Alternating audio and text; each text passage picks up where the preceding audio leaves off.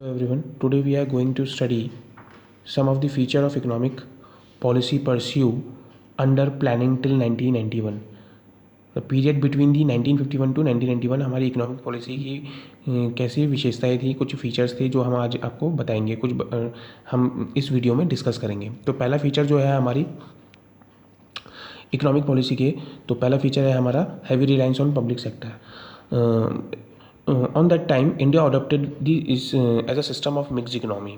So the economic policies prior to the 1991, it was indicated that heavy reliance on the public sector. Industrial policy, as we know, industrial policy 1956, as many industries were reserved reserved for the private sector as against the public sector as against the private sector. So here the 17 industries reserved for the public sector, whereas the 12 industries choose for the private sector only. Most of the planners and the politicians felt that the socialist pattern of the society could be achieved only through the public sector enterprises, not for the private sector enterprises. So one of the feature is heavily reliance on the public sector on that time. The second one is regulated development of private sector. Several restrictions such as the IRDA Act and 1948 has been passed. तो हमने उस समय private industrial sector के ऊपर, private sector के ऊपर बहुत ज़्यादा रेगुलेशंस लगा दिए थे। वो रेगुलेशंस कौन करते थे? इंडस्ट्रियल डेवलपमेंट रेगुलेशन एक्ट हमने पास कर दिया था। New industries could not be establish without getting the industrial license. So on that time it become very essential to get the license first, and then they will open it. So there is a lot of paperwork has been done, has been done, and lot of restrictions putting by the Indian government on the private sector. So that's why private sector, so that the people not encouraged to open the private industries on that time. So several restrictions were imposed on the expansion of industries also through the IRDA Act. Now the third feature is protection of small scale industries and the regulation of large scale industry through the MRTV Act. तो हमने कहा कि small scale industries को protect किया गया, किससे? Large scale industries के से, क्योंकि यहाँ पर क्या था, लार्ज स्केल इंडस्ट्रीज़ कंपटीशन दे रही थी स्मॉल स्केल इंडस्ट्रीज़ को. As you know that the small scale industries mostly use the labour intensive technique, and उनके पास ज़्यादा कैपिटल इंटेंसिव टेक्निक नहीं यूज़ कर पाते हैं क्योंकि लैक ऑफ कैपिटल ऑल्सो, और but they contribute very huge, you can say they were small scale industries provide many of employment opportunities, and channelizing the resources for the better utilization of resources for the country. So there are so many benefits of the small scale industries also, but we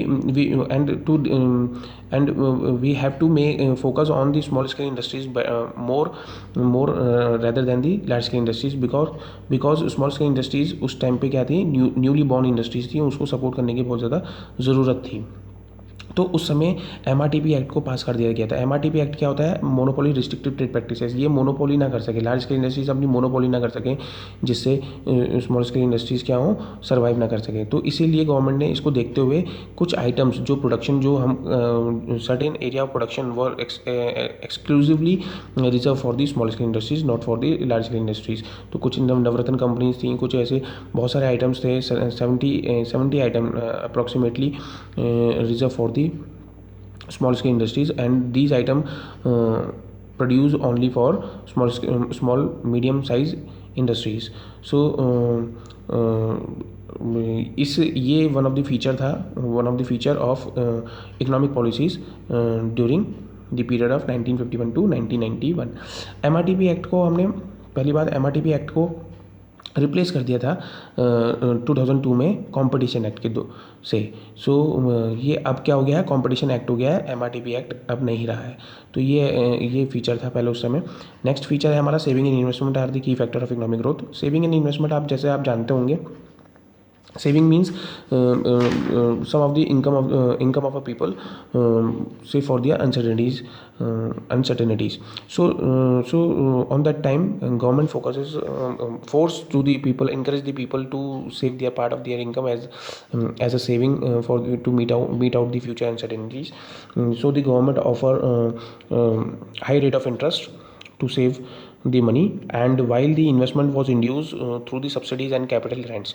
तो उसके उस समय क्या होता था कि government क्या करती थी, इन्वेस्टमेंट करने के लिए सब्सिडीज़ भी देती थी और सेविंग करने के लिए हाई रेट ऑफ इंटरेस्ट भी देती थी।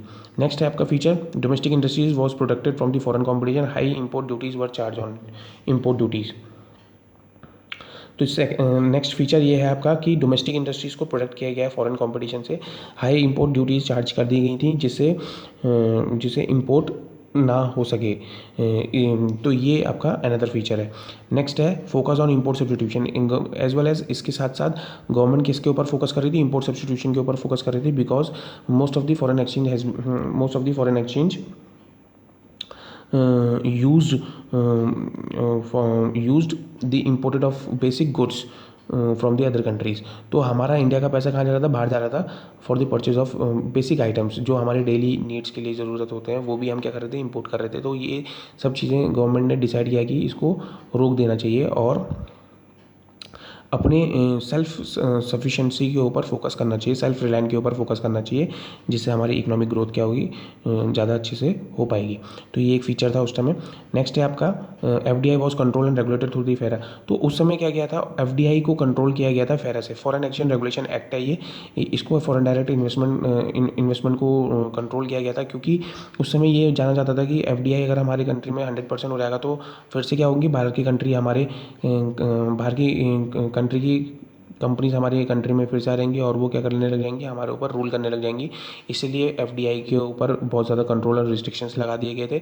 और गवर्नमेंट ज़्यादातर ये सोचती थी कि it's better to take the loan from the other countries even at a high rate of interest.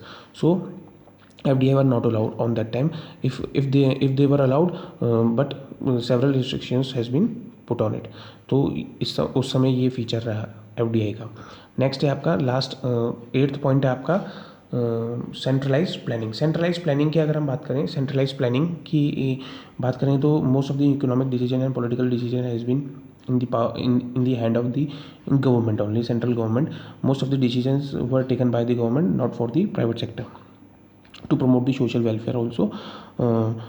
The main objective of the growth was specified at the state level, but make sure that on that time the government make sure that the growth prospect cannot be contradicted with the state government and the central government. Overall study of the growth is specified in the 5-year plan. So these are the feature of economic policy pursued under planning till 1991.